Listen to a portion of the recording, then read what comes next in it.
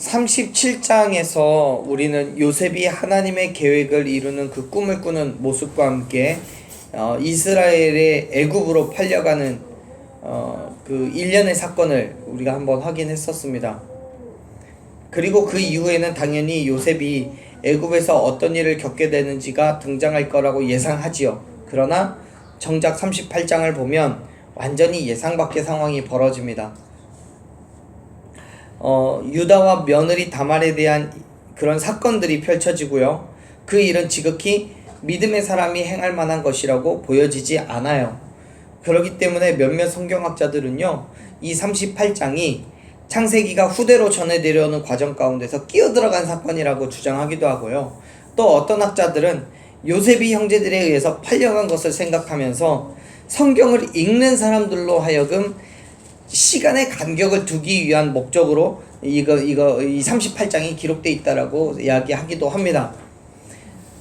뭐 사실 당시에 성경이 쓰여져 있던 그런 상황들을 생각해 보면 뭐 그럴 수도 있다고 생각이 돼요.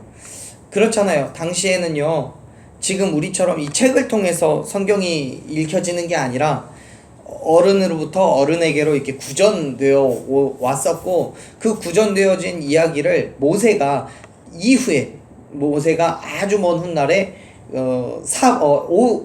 다섯 개의 모세 오경을 쓰면서 기록한 것이 창세기이기 때문에 그 기간 동안에 뭐 이야기들이 삽입이 되었을 수도 있고 첨가되었을 수도 충분히 있죠. 그런데요, 저는 하나님께서 지금 이 사건을 통해서 저와 여러분에게 분명하게 깨닫게 하실 말씀이 있다고 믿습니다. 이건 단순하게 인간의 착오나 또는 어떤 의도를 가지고 하나님께서 하나님의 의도와 상관없이 인간이 어떤 의도를 가지고 집어넣은 게 아니라 분명히 하나님께서 어떤 하나님의 계획하심이 있어서 지금 이 38장이 들어있다고 저는 생각합니다. 왜냐하면 이 38장이 지나가면 39장부터는 바로 또 요셉 이야기가 나오거든요. 그런데 그 요셉의 이야기가 나오기 전에 이 유다와 다말의 사건을 통해서 하나님께서는 분명히 계시하고 싶으신 게 있으신 거예요. 그래서 요셉과 비교하고 요셉이 지금 이 상황을 통해서 우리가 깨달음을 얻기를 원하시는 게 있는 거죠. 오늘 저는 이제 아마 오늘부터 한 2주, 3주 정도 이 이야기를 38장 갖고 말씀을 나눌 텐데, 그 말씀을 나누는 동안에 그것이 무엇인지에 대해서 한번 같이 생각해보고 은혜를 나누고자 합니다. 요셉이 형들에 의해서 미디안 상인들에게 팔려간 그 이후에 어느 시점인지는 모르겠죠. 정확하게 모르겠지만 어느 날이 되었어요. 어느 날 되었을 때 유다는 가족들과 형제들을 떠나서 독립을 합니다. 자, 1절, 2절 말씀을 같이 한번 읽어볼게요. 38장 읽습니다. 그 후에 유다가 자기 형제들로부터 내려가서 아둘람 사람 히라와 가까이 하니라. 유다가 거기서 가나안 사람 수아라는 자의 딸을 보고 그를 데리고 동침하니. 아멘. 성경은요, 유다가 형제들을 떠나서 내려갔다라고 기록하고 있는데, 그거는 유다와 형제들이 결별을 하고 완벽하게 이별을 했다라는 얘기가 아니에요. 그냥 아버지인 야곱의 영향력을 벗어나서 자기만의 독자적인 생활권을 가졌다는 것을 얘기해요. 자, 상상을 해보게요. 이전에는 어떤 상황이었냐면 야곱이 이 가문의 족장이에요. 그래서 야곱을 중심으로 해서 12아들들과 또 그의 자녀들과 또 그의 소유에 있는 그 모든 양들과 뭐 낙타와 말과 소와 뭐 이런 것들이 있겠죠. 엄청나게 큰 민족을 이루고 살아가고 있는 그 가운데에요. 그 중에 유다는 어느 날인지는 모르겠지만 갑작스럽게도 이 무리를 떠나서 자기만의 공동체를 꾸리고자 하고 있는 거예요. 왜냐하면 1절, 2절에서 우리가 확인할 수 있는 것처럼 유다는 누구와 교제를 해요? 아둘람 사람 히라와 교제를 해요. 그리고 2절 말씀을 보면 누구랑 결혼을 해요? 가나안 사람 수아의 딸과 결혼을 해요. 이게 문제인 거죠. 즉 유다는 하나님께서 금지하시고 또 그의 아버지인 야곱 또한 달가워하지 않을 이방인들과 교제를 한 것뿐만 아니라 이방 여인과 결혼을 하기까지도 하는 거예요. 지금 이것 때문에 유다는 가족들과 함께 하는 것이 불편한 거예요. 불편한 거예요.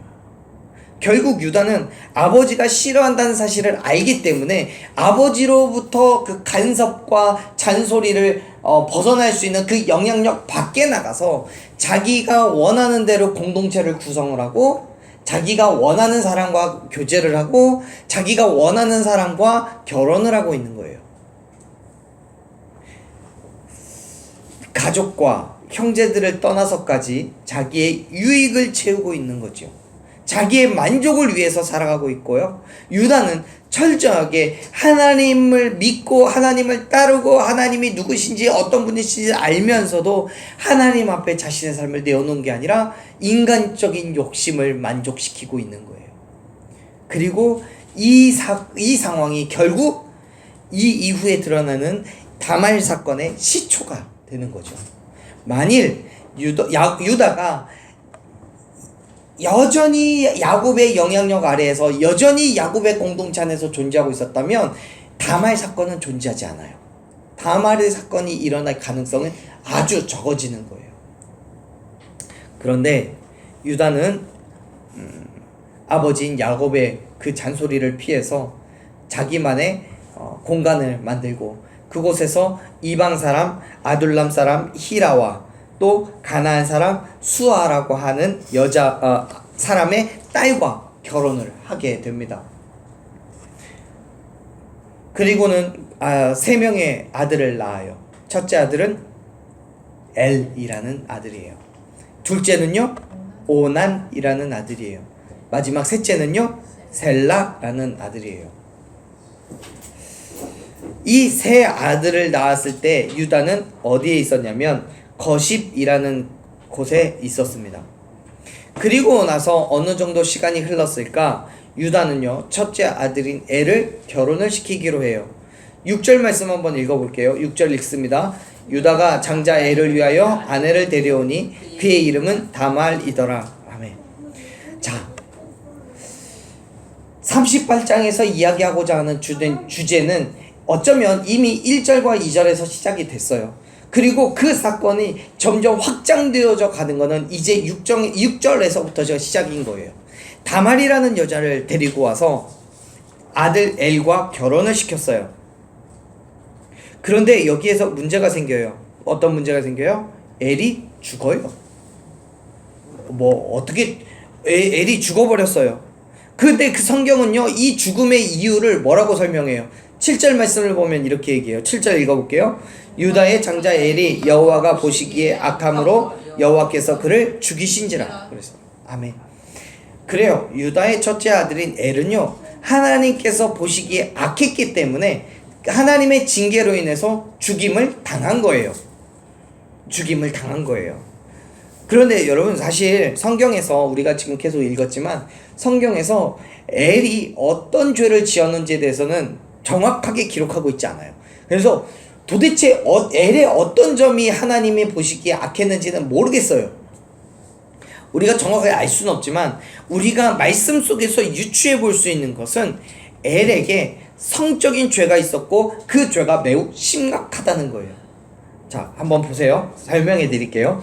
유다는 첫째 아들인 장자인 엘의 결혼을 서둘렀어요. 2절 말씀을 보면 유다는 자기의 아내를 어떻게 구했어요? 2절을 보면 유다가 가나안 사람 수아라고 하는 딸을 보고 마음에 들어서 그 유다가 가서 그 딸을 데리고 왔어요. 그런데 6절을 보면 엘의 경우는 어때요? 엘은 자기의 아내를 어떻게 구했어요? 엘의 아버지인 유다가 가서 구해왔어요. 다시 말해서 유다는 이미 엘의 죄가 얼마나 심각한지를 알고 있었어요. 그래서 엘이 죄로부터 벗어나게 하기 위해서 서둘러 여자를 구해서 결혼을 시킨 거예요. 엘이 가서 내가 좋아하는 여자를 만났어요. 그 여자를 데리고 와서 결혼을 한 게 아니에요. 엘은 다말과 어떠한 접촉점이 없어요. 그냥 유다가 가서 저 여자면 되겠다 싶어서 데리고 온 거예요. 뿐만 아니라 7절 말씀을 보면 유다는 장자인 엘이 그의 죄로 말미암아 하나님으로부터 죽임을 당했음에도 불구하고 성경은 유다의 슬픔을 찾아볼 수가 없어요. 우리 지난주에도 우리 확인했잖아요. 요셉의 형들이 요셉이 죽었다고 요셉의 그 채색옷에다가 짐승 피를 묻혔고 가져왔을 때 요셉의 아버지인 야곱이 어떻게 했어요? 자기 옷을 찢으며 죄를 뒤집어서 그냥 난리를 치면서 슬퍼했다고요. 얘를 다시 보려면 내가 스올로 가야 되나 막 그 얘기까지 하면서 슬퍼했다고요. 그런데 지금 다른 아들도 아니고 장자인 엘이 죽었어요. 장자가 죽었어요.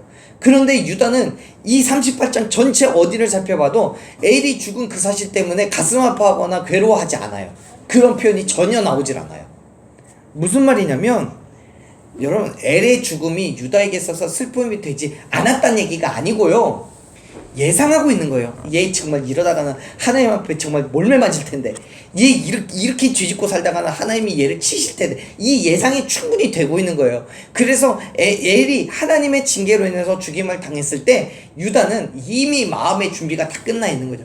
그래서 그만큼 이전에 요셉 때문에 야곱이 슬퍼했던 것처럼 그렇게 슬픔을 느끼질 않는 거예요. 그럴 줄 알았는데 이제 요 정도만 하고 마는 거죠. 그만큼 엘의 죄가 매우 심각했다는 것을 의미해요. 그런데 여러분, 사실요, 이러한 엘의 죄는 정확하게 모르겠어요. 무엇 때문에 무슨 죄를 그렇게 심하게 지었는지 모르겠지만 엘의 죄는요, 엘에서부터 시작이 되어서 엘에서 끝나는 게 아니에요. 이미 그 죄의 시작은 어디에서부터였어요? 유다부터였어요. 왜냐하면 애초에 유다가 가족과 하나님께서 허락하신 그 땅을 떠나서 이방 땅으로 왔고요. 또 그 땅에서 이방 여인과 결혼함으로써 하나님께서 명령하신 그 모든 것에 대한 불순종의 죄가 그 안에 있었어요. 그리고 그 죄가 자녀들에게까지도 영향을 주어서 그들도 그 죄의 자리에 있게 된 거죠. 그러한 이유로 유다로부터 시작된 그 죄의 고리가 그의 자녀들에게까지 연결되어 있다고 말할 수 있는 거예요. 사랑하는 여러분, 하나님께서는요, 출애굽기 34장 6절 7절 말씀을 보면 모세에게 뭐라고 얘기하시냐면, 하나님께서는 분명히 자비롭고 은혜롭고 노하기를 더디하시는 분이시고 인자하고 진실이 많으신 분이시기 때문에 그 인자를 천대까지 베푸시고 악과 과실과 죄를 용서하신다고 말씀하셨어요. 그런데요, 그 뒤에 무슨 말이 있냐면, 그러나 벌을 면제하지는 아니하고 아버지의 악행을 자손 3세대까지 보응하시겠다라고 말씀하세요. 그게 하나님이시라고요. 그렇기 때문에 하나님의 말씀에 절대적으로 그리고 즉각적으로 순종하는 믿음이 유다에게 있었어야 되는 거죠. 그래요. 100번 양보해서 인간을 사랑하는 마음으로 이방 사람들과 교제를 할 수 있어요. 이방 여인, 그래요, 결혼할 수 있어요. 실제로요, 유다 이후로 이방 여인과 결혼한 그 성경의 인물들 찾아볼 수 있어요. 삼손도 이방 여인과 결혼했잖아요. 있어요. 그리고 또 룻기에서도 이방 여인들과 결혼하잖아요. 그 자체 100번 양보해서 그것 자체가 문제가 된다라기보다도 이거는 정말 하나님께서 명령하신 그 모든 것들을 철저하게 불순종하여서 자기 유익과 자기 만족을 위해서 했다는 것에 큰 문제가 있는 거죠. 하나님께서는요, 순종이 제사보다 낫다고 말씀하셨어요. 왜냐하면 불순종은 교만인 거고 나의 유익과 나의 자랑을 위한 것이고 하나님이 아닌 나를 드러내시기 때문에요. 그래서 교만은 곧 사망에 이른다라고 성경은 말씀하고 있는 거예요. 사랑하는 여러분, 겸손하게 하나님께 우리의 삶의 모든 것들을 내어놓기를 소망합니다. 무엇을 말씀하시든 절대적으로 그리고 즉각적으로 그 말씀에 믿음으로 순종하는 저와 여러분들에게 간절히 축원합니다. 하나님께서는 그 순종에 역사하십니다. 하나님께서는 그 순종에 역사하시는 거예요. 근데 유다가 먼저 그 순종을 하지 않았기 때문에 자기 엘에게, 자기 자녀인 엘에게 순종하라고 요구할 수가 없는 거죠. 자기가 먼저 하질 않았으니까. 그래서 그 죄를 방관만 하진 않았겠지만 그냥 놔두고 그래 돌아오겠지 하다가 지금 이 상황이 생긴 거예요. 그리고요, 그 하나님의 징계가 장자인 엘에게서 끝나지 않아요. 보세요, 유다는요, 엘이 죽었어요? 죽으니까 어떻게 해요? 그의 동생인 오난에게 가서 이렇게 얘기해요. 8절 말씀 읽어볼게요. 읽습니다. 유다가 오난에게 이르되 내 형수에게로 들어가서 남편의 아우된 본분을 행하여 내 형을 위하여 씨가 있게 하라. 아멘. 지금 유다는 뭐 얘기를 하는 거냐면 소위 계대 결혼에 대해서 이야기하는 거예요. 자, 계대 결혼이 뭐냐면 상속인이 없이, 그러니까 자녀가 없이 죽은 형제의 대를 이어주기 위해서 죽은 자의 형제나 혹은 그의 친척이 죽은 그 형제의 아내와 결혼을 하여서 아들을 낳아주는 거예요. 그게 이 시대의 관습이었어요. 뭐 이전에 우리나라에서도 그런 비슷한 것이 있었죠. 어느 형제의 그 후대가 없으면 혹은 딸만 있으면 다른 그 중에 다른 형제들 중에 아들이 있는 사람들이 양자로 이렇게 주어서 대를 잇게 하는 경우가 있죠. 그런데 고대 히브리 사회에서는 양자로 주는 게 아니라 그냥 직접 그의 동생이나 형이 죽은 형제의 아내와 결혼함으로써 그 대를 잇게 하는 거예요. 그런데요, 이 제도의 목적은 자식이 없이 불쌍하게 죽은 형제의 가문을 일으켜 세우고 그의 가족과 또 이름을 기억하게 하고 보존시키려는 그런 목적을 가지고 있어요. 그래서 다른 형제는 긍휼함과 희생의 정신으로, 그리고 형제 애를 가지고 그 의무를 준수해야 돼요. 또한 당시 사회에는 이러한 제도가 엄격하게 시행됐어요. 그 과부의 시아버지가 이 제도를 시행되도록 보장해야만 하는 거죠. 왜냐하면 이거는 단순하게 아들의 대를 잇는 것이기도 했지만 더 나아가서는 이제 과부된 이 며느리의 삶을 시아버지가 책임을 지는 거거든요. 그 시아버지의 가문이 이 며느리에 대해서 책임을 지는 거예요. 그렇기 때문에 이 계대 결혼은 당시 사회에서는 반드시 행해져야만 했던 것 중에 하나였어요. 당연히 유다도 장자 엘이 자손이 없이 죽었기 때문에 그의 동생인 오난에게 다말을 책임지도록 했습니다.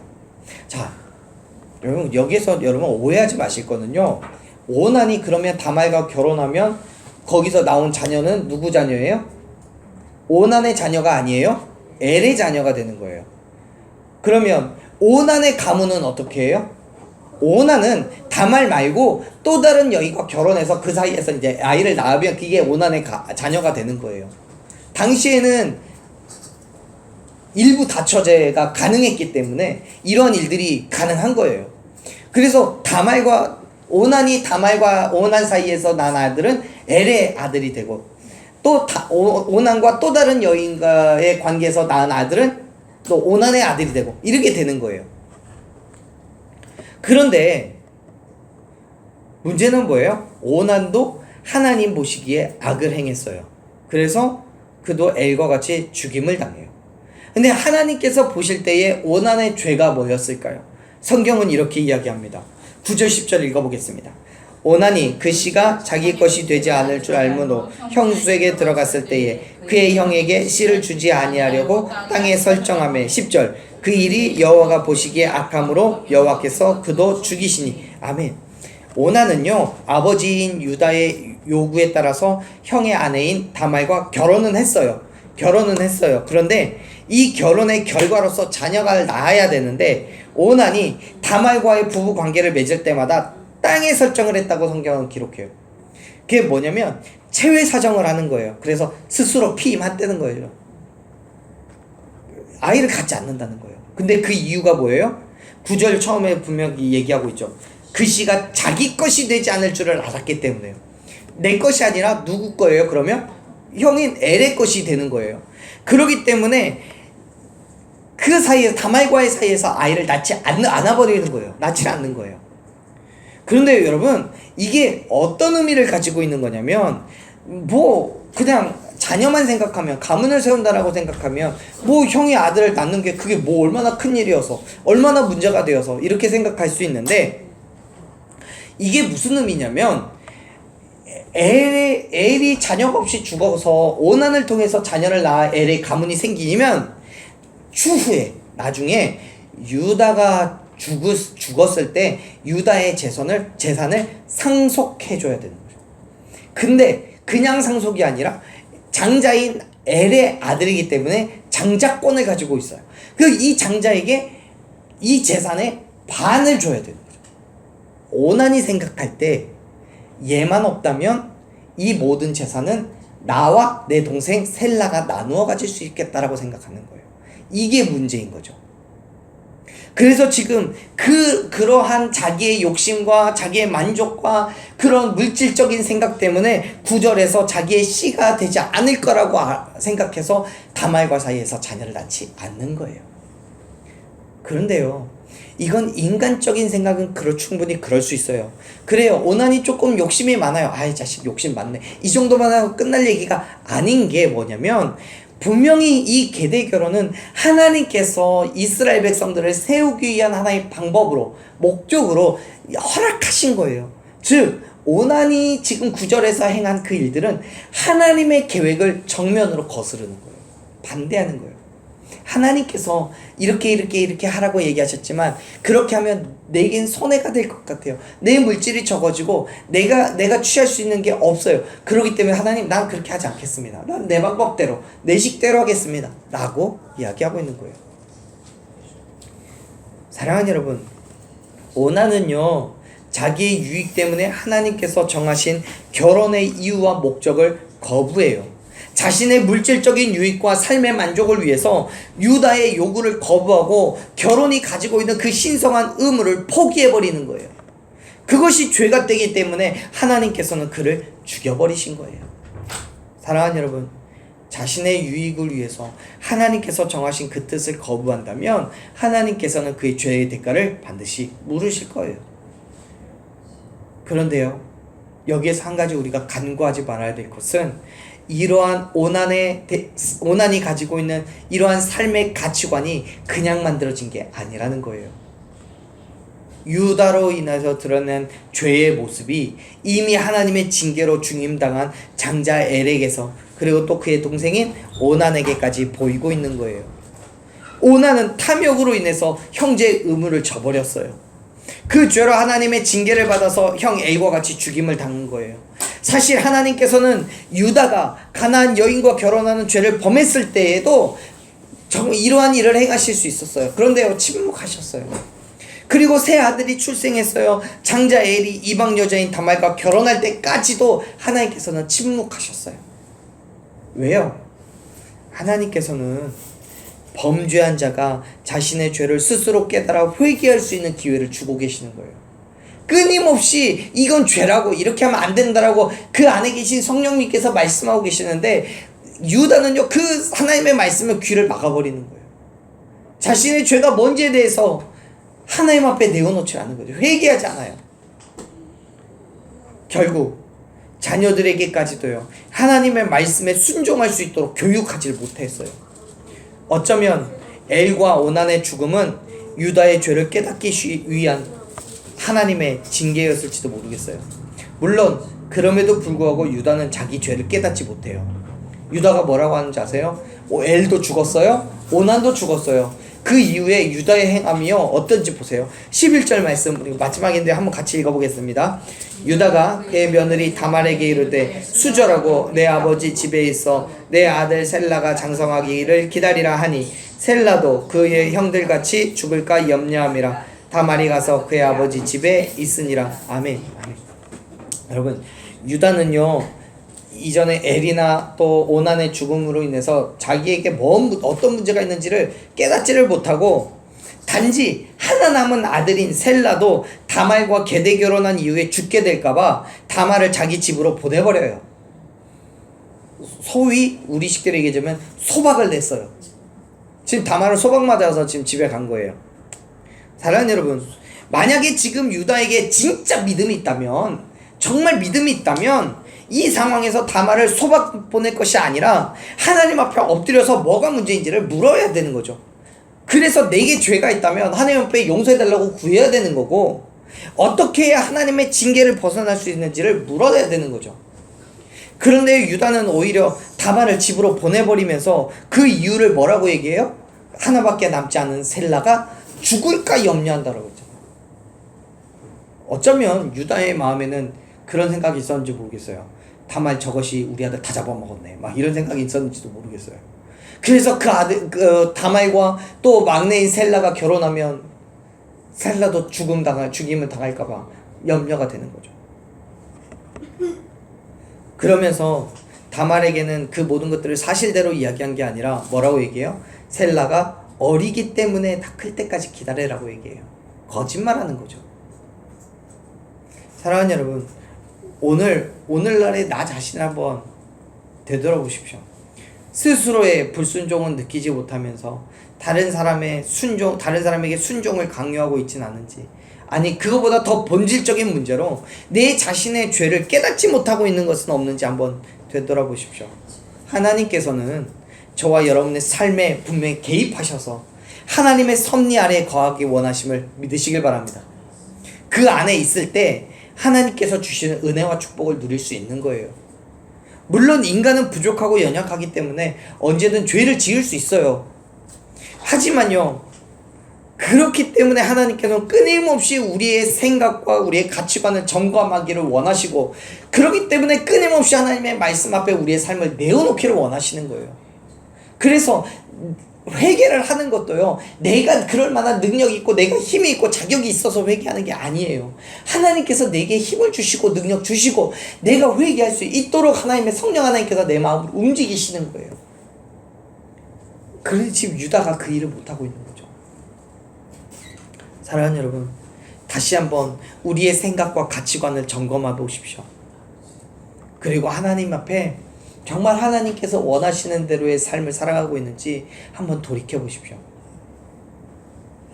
사랑하는 여러분, 혹시 내게 그러한 연약함이 발견된다면 바로 회개하고 용서를 구하며 다시금 하나님께로 나아가십시오. 하나님께서는 우리의 모든 죄를 용서하고 치유하실 뿐만 아니라 그 모든 문제를 해결하시고 다시 하나님의 그 크신 은혜 안에서 살아갈 수 있도록 우리를 불러주시고 붙잡아 주신 줄로 믿습니다. 유다는 그 일을 못하고 다말을 소박을 보내요. 그리고 셀라를 죽이지 않겠다라고 작정을 하는 거죠. 근데 그게 유다에게 있어서 엄청난 죄의 결과가 된다는 사실을 깨닫지 못합니다. 사랑하는 여러분, 오늘 우리는 다시 한번 하나님께로 나아가기를 소망합니다. 우리를 통해서 하나님께서 무엇을 말씀하시고 지금 내 삶의 힘듦과 어려움을 통해서 내게 어떤 문제를 드러내기를 원하시는지 다시 한번 말씀 앞에 우리의 삶을 내어놓으셨으면 좋겠습니다. 오늘 이 시간에 우리가 하나님을 다시 한번 발견함으로써 하나님 앞에 우리의 삶을 내어드리고 정말 주님이 원하시는 그 믿음의 삶으로 그 말씀 가운데 순종하며 나아가는 저와 여러분들에게 간절히 축원합니다.